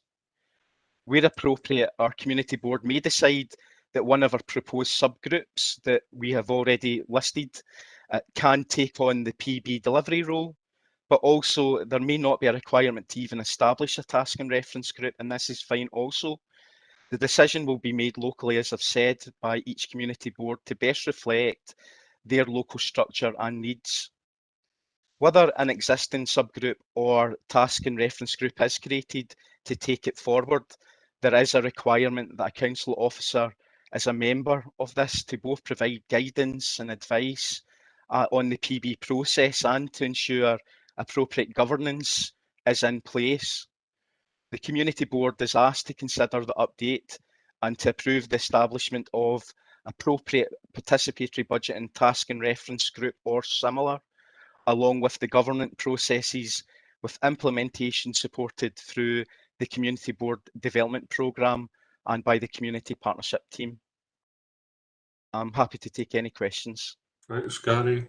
Any questions to Gary? Right. No. Right.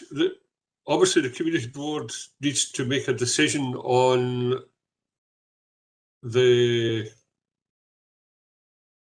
whether we set up a special group or whether we use an existing group in the community to deal with this. Is there any views on that? Heather? Thanks very much. This is one of those areas as an elected member, you're like that, should I contribute to this or should I not? But because I've been involved in participatory budgeting before it was called participatory budgeting in Scotland, I feel that I'm uniquely qualified to speak about it. PB, as it's better known, participatory budgeting, just means taking part and making decisions so that it's done as a collective rather than by one or two people. I'm not sure whether we're in the position where the board knows enough about PB to be able to say how it wants to progress, and also whether the board is too big, if you like. If the community members of this board chose to just have focused meetings on only the participatory budgeting side, whether that would suffice rather than delegate it. It is entirely up to the community members to decide whether they want a subgroup on this or whether they keep it in the main body of the board. I'm relaxed about that, but ultimately it's about local voices being heard. And I'm really pleased that not everything's going down to a PB focus, because it can become very much populist, popular vote type grant funding that doesn't always sit comfortably where we actually have evidential data-based need. So we need to find something that bridges both a hearts and minds approach rather than just who can get the most votes for things, because sometimes the things that make most difference are the things that will never be universally popular, but the things that make the most difference in tackling poverty or dealing with vulnerable people. So that's my tuppence. I would hope, Heather, that whatever organisation looks into the PB, and it's mainly linked to the local development programme budget, and the budget's not that big for Kilsyth compared with others, for particular reasons, that group makes a decision or makes decisions collectively rather than going to a vote. I would hope that would be the last resort. Would it be beneficial for those on the board to consider this, have a wee think about it over the next month, and then we communicate then with the board members on a potential solution so that they can understand, they've got time to understand it. Yes, Heather? Bill, it may well be that at this time, as people have got the opportunity to mull it over and take that time to reflect, that we make a decision to keep it within the confines of the board at this stage, because the resource level, as you so rightly say, is not big enough for it to go elsewhere. And Correct. actually, if we need the pot to grow, then we can actually look at how do we as a community board want to drive that growth and perhaps cultivate some areas for that growth rather than it being hived off to a smaller group, because it would feel very unfair if a subgroup of this board made a decision rather than the collective of the board when we're at this fledgling stage of the board. I'm in agreement with that. Is the rest of the board members in agreement with that? Robert, right? Nobody's jumping up from their chair shouting, no, absolutely not. Right, we'll go on that basis then. Right, thank you. Chair, I think Matt maybe wanted to come in there. Sorry? I saw Matt's hand up. I wasn't sure if... Matt, are you... Oh, sorry. No, you're okay. Alan? Matt, you're on mute there. Sorry, Chair, can I come in just for a minute? Yes. Just in terms of the participatory budgeting and the links to LDP, that is only one aspect of mainstreaming PB. As we go forward, we'll also be looking at using the PB mechanisms for the development of our town community hubs, about the community benefits, some other investment in the local area. So there'll be other opportunities for PB to consider and widening the aspects of that for the board to consider. So it's just to bear that in mind going forward. Right. Grant, thanks, Matt. Alan? I was wondering where exactly the potential community board LDP programme stands in all this. Are these, there's a number of issues there. Are these going to be pursued, or are these up for reassessment? The existing list? Yeah. Happy to come in on that, Chair. So yes. The list as it stands just now, as I say, is the ones that's been proposed by the local community. And as we go forward, we can look at other proposals coming in for that. We can look at other proposals dropping off the list as that goes forward. It's not a fixed list in that regard. It's something we'll take forward, but it'll be at with the support of the board in terms of taking that forward. Right. Okay, any other queries or questions? None so far, right. If you think of any questions afterwards, then just contact me or Matt or somebody and put these questions across that, and then we'll get an answer. Yes. Item 8, there's no petitions. Item 9, input from community planning partners.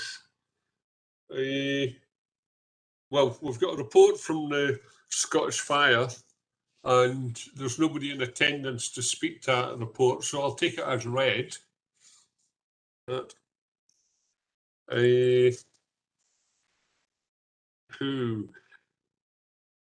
Inspector Susan Ray, how would you like to have a wee word with the board?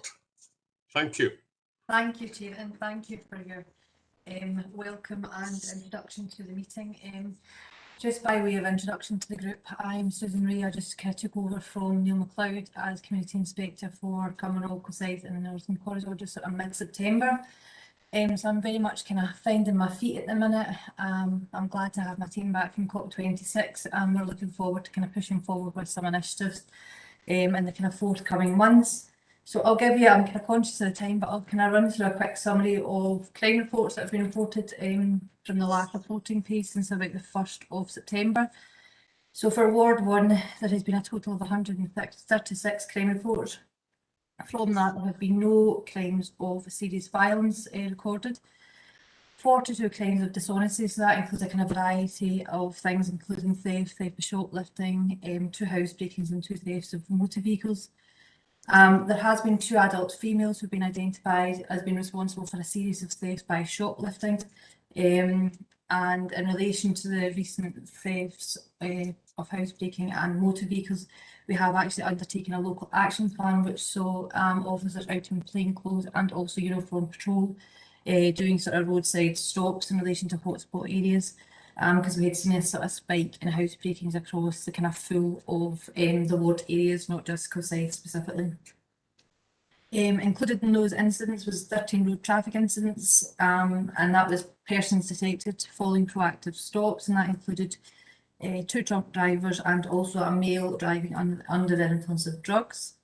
There was 4 incidents of fire raisings, 2 were wheelie bins, 1 was a poster and the other actually was a 12-year-old boy was identified as being responsible for setting fire to the AstroTurf at the local football pitches and was reported through the restorative justice process. In relation to obviously the town centre area, we have seen a spike in incidents of disorder, particularly during the period where the officers were abstracted to COP26. I have spoken obviously to a number of kind of board members, local community members, and between myself and PCs, Ray and Gibbons, who are the ward officers, we've sort of devised a local action plan, some sort of immediate actions, other will be kind of longer term, just to try and make a positive impact on the problem. I don't think we're ever going to solve it, and I would never kind of try to promise that, but hopefully the actions that we will undertake will kind of make a difference of sorts. So those include, since the ward officers have come back, they've carried out a review of incidents that occurred whilst they were away to COP26. And as a result of that, there has been a youth charged with 5 separate offences, and inquiries are ongoing to identify further persons connected to those incidents. We have been engaging obviously with our partners at Waste of Scotland Housing in relation to some concerns for security entrances within the properties. Our plan is to do some joint visits with NLC antisocial behaviour team to persons who are identified as being involved in causing the disorder within the main street, obviously to give them a kind of warning that their tenancies could be at risk, and the hope that that will have a positive impact. One of the kind of longer term things that we're looking to establish is a local community alcohol partnership, and that's working with various partners, including our licensed standards, college trading standards, and youth workers also. The area will be sort of robustly policed with additional patrols. There'll be visits to licensed premises, and we're doing quite a lot of engagement with Kilsyth Academy. Our Safer Communities officer there has scheduled inputs to both first and second year pupils, and we're also doing some work with one of the student teachers for 3rd year, so that should sort of capture quite an age range of sort of youths in the area. And we recently had a sort of drop-in day at the Kilsyth Police Office, and there was 4 persons attended and spoke with the officer who was on duty there, and we gathered some good information and intelligence in relation to persons responsible. So as I say, we are kind of trying to push forward with a number of the initiatives, and hopefully that will make a positive difference in the area. So in general terms, in relation to sort of crimes of note, we have had several reported incidents of members of the public being defrauded via a WhatsApp scam, and that involves a person being contacted by an unknown number, where the person sending the message purports to be a family member. They're able to name who the family member is, and they then ask for money to be transferred to certain bank accounts, and the persons are there kind of defrauded of large sums of money. It's not specifically targeted to the Ward 1 area, we're sort of seeing it across the board, and I think we're up to about 22 incidents just now for that, and our dedicated fraud team are looking at that, and it would appear that the sort of recipients of the money are out with the country. So the advice certainly that we would give to board members, and please pass out to kind of your local groups, is that just to ensure that you know who you're communicating with, don't send any money until the person's identity can be verified and is authentic. Again, something else that we're sort of seeing a rise in recently, and I think it's kind of partly due to the time of the year, people are ordering lots of kind of parcels for Christmas and things, is we've seen a spike in theft of parcels, and again, not targeted to Kilsyth or Ward 1 area, but just like across the full division. So we've had some advice circulated via social media, but again, if you could pass that out to your groups, that would be please try and arrange a parcel delivery when you're actually going to be at home. If you can scope for alternative delivery arrangements or identify a safe place, please do so. And just a wee initiative that will go on the go just now, we're working jointly with our partners at Trading Standards to visit independent post offices of Royal Mail to give them some advice and guidance in relation to the banking protocol. This was a protocol that was established several years ago, and it's about trying to support banks, post offices, etc., and try to help them, to give them the tools to recognise customers that are potentially vulnerable to scams and bogus callers. So as part of the initiative, we'll be going out to the kind of independent post offices, giving advice, giving sort of signages, stickers, etc., that can be given out to vulnerable customers. And again, there'll be a kind of social media campaign, and we are hoping to get a kind of batch of leaflets and kind of no cold calling signs also distributed throughout the area. So that's sort of what we've got on the go at the minute. And I'm happy to take any questions on anything that I've mentioned, if there is any. Thank you very much, Susan. Very comprehensive. Any questions to Susan? Wow, good. Well done, Susan. Got off lightly. Yes. But Heather.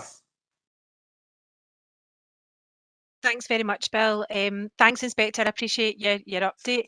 I'm just wondering if you'd had any liaison with, I'm going to drop Robert into here, Robert Sloan and the detached youth workers who are also engaging with the young people in the town centre, because I think, you know, there's kind of those two approaches I think could be very beneficial and useful to the community.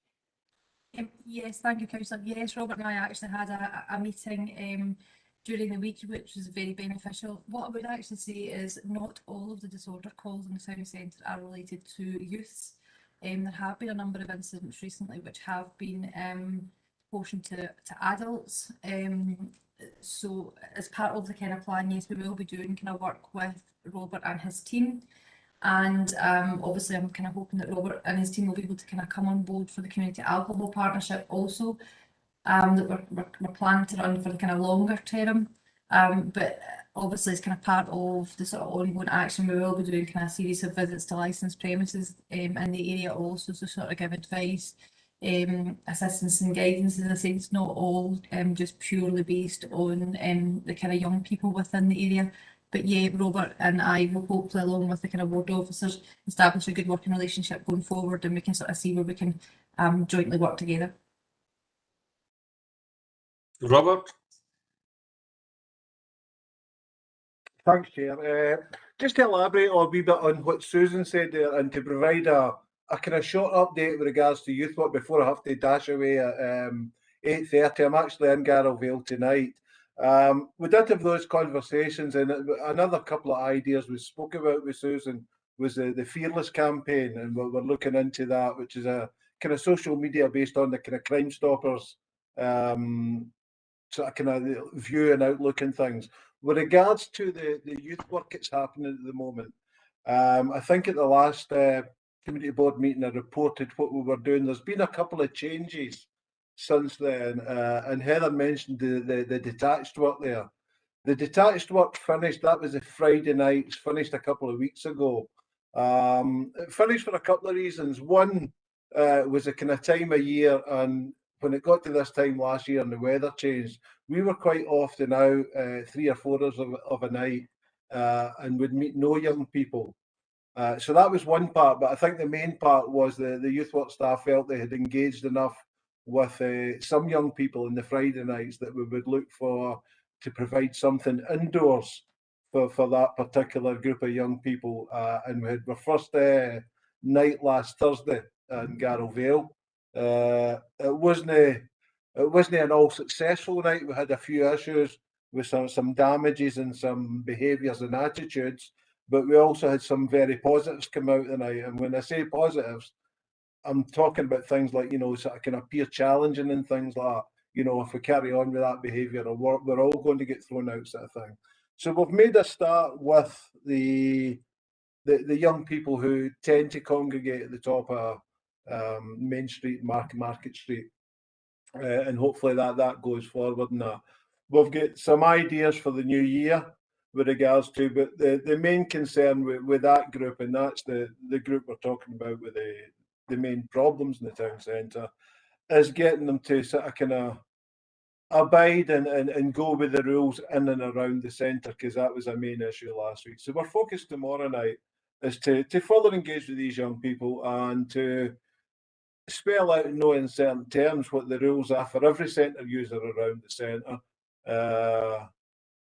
it's going to take away the element of street workers out on the Friday night, but we're hoping by challenging attitudes, opening that discussion, that we can at least begin to change behaviours and attitudes when young people are out in the street at any kind of given time. The other change that we've made is we had a Tuesday night set aside in Garrowvale for a youth voice and Duke of Edinburgh in alternate weeks. That didn't really take off. So starting last night, actually, we had a couple of taster sessions for a P7 transitional group. Again, based on a couple of things. These young people are going to go through the transition from primary school to secondary school in the next 6 months or so. So it's to help them with that, but also that idea of, working with the young people where at that transitional age and the longer view will hopefully eradicate or help with the issues that are in and around the Main Street in the town centre just now. Happy to answer anything else. Thanks very much, Robert. Anything else to Robert or Susan? Nope. Sorry, Chair, can I just come back in just a second? Yes, Susan? Thank you. Yeah, it was just obviously to reiterate what Robert said, that obviously we had our conversations during the week. It was very helpful. The ward officers have a list of all the ongoing youth groups, and the plan is that to try and sort of establish a better rapport with the young people on the main street and, kind of hanging around that area. We will be the officers will be popping in and out of the youth groups, obviously liaising with the youth workers and just sort of seeing where we can actually help support each other with various initiatives. So hopefully that will be positive going forward. And sorry, just one last thing. If it's okay, I was just going to put my email address on the chat bar. And if anybody needs to get in contact with me, the email will be there, or even if they just want to get in contact to give me a wee bit more information about your sort of organisations and groups that you're involved in, that would be really helpful. Good. Thank you very much, Susan. Next time you're in Kilsyth, you'll need to let us know, and then we can have a wee get together and an update. I know you're very busy. Right. Thank you. There's nobody. Sort of Karen Workman and Dan Alexander have left the meeting. I fundamentally NHS Lanarkshire reps and Vanel has given their apologies. Item 10, is there anybody got any other business that they want to raise? Heather? Thanks very much. It's just to say that this week the North Lanarkshire Youth Summit took place on Monday, and it was great to see young people from Kilsyth Youth Voice Group in attendance there and participating, and that's really about setting the direction for the youth strategy of North Lanarkshire going forward, but also how it represents those local issues on that North Lanarkshire wide basis. The local MSYPs were there and actively involved. So it's the start of, if you like, the new generation of youth voice groups instead of youth forums and things like that. So it was great to be obviously, you would think I was a young person invited for that purpose, clearly not. So it was good to be there and hear from those young people and see how we as elected members and officers of the council can support them going forward, and some real aspirations that they have for the areas that they're representing, but also the challenge that they give back to us about some of the positive work and volunteering that those young people are doing. So I was delighted to hear from Susan there that a lot of the issues in the town centre are not perpetuated solely by young people, that adults more than clearly have their role in that, because there are some young people doing some wonderful things in our communities, and we can't forget that. Thanks.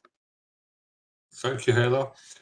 Heather, would it be feasible to publicise or the Kilsyth Youth Voice Group? I don't know whether it's publicised just now. I'm certainly not aware of it. I think put Robert, it out into the schools and it's very actively. I'm sure Robert can talk about how they're promoting it and where.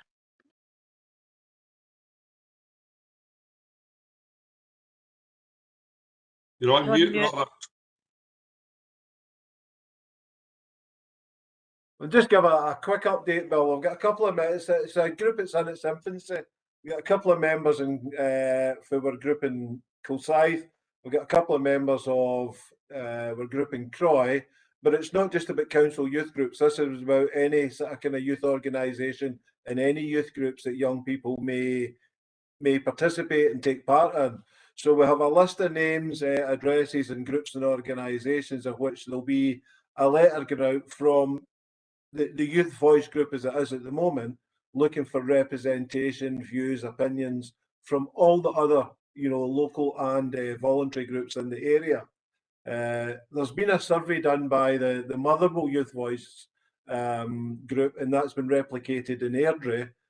We will get hold of that survey and tailor it to local needs, and that's going to be the first task for the Youth Voice group, is collectively getting young people's views. So we will be visiting the academy, we'll be visiting St Maurice's, we'll be visiting the local schools, local groups, just to try and, one, promote who we are and what we're doing, but two, to get a wider membership as well for the group.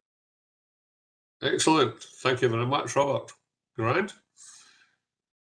Any other items? No, is that us? Right, well, thank you very much for your attendance tonight and giving up your evening. Hopefully you've got at least an hour or so before you have to tuck yourself in bed, so you might get a glass of wine or a bottle of watch the telly. But I would just wish you all a happy Christmas and a very good New Year. And I'll be in touch soon. Thank you. Bye. Thanks to the chair. All the best. Cheers, Bill. Thank you. Thanks, Jim. Christmas.